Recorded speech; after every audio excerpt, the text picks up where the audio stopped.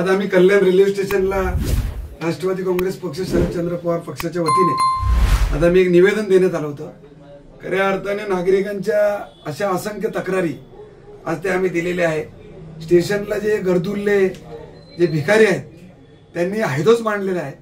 Local मधून express मधून जी लोक उतरतात त्यांना काय पण बोलणं, त्यांना काय फेकून मारणं आणि याच्यामध्ये जे आरपीएफ आहे, आरपीएफ पोलीस आणि जीआरपी पोलीस, आता आम्ही आरपीएफ पोलीस यांना पण निवेदन दिलं। जीआरपी चे जे काही अधिकारी आम्हाला चव्हाण साहेब भेटले, अतिशय सकारात्मक त्यांनी आम्हाला सांगितलं की आम्हालाही त्यांचा खूप त्रास आहे, या 2 दिवसात आम्ही त्यांचा बंदोबस्त करू।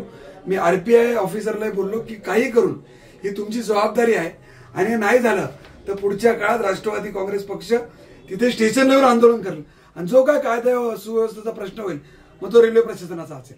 कारण की नागरिक हैराण आहे, नागरिक लोकलनी उतरतात, एक्सप्रेसनी उतरतात, ते गरजुल्ले चालत नाही, लोकांना चालायला जागा नाही। एकीकडे आपण स्मार्ट सिटी सांगतो, केंद्र सरकार सांगतं की हे स्टेशन स्मार्ट सिटी मध्ये गेलं, ते स्टेशन स्मार्ट सिटी गेलं।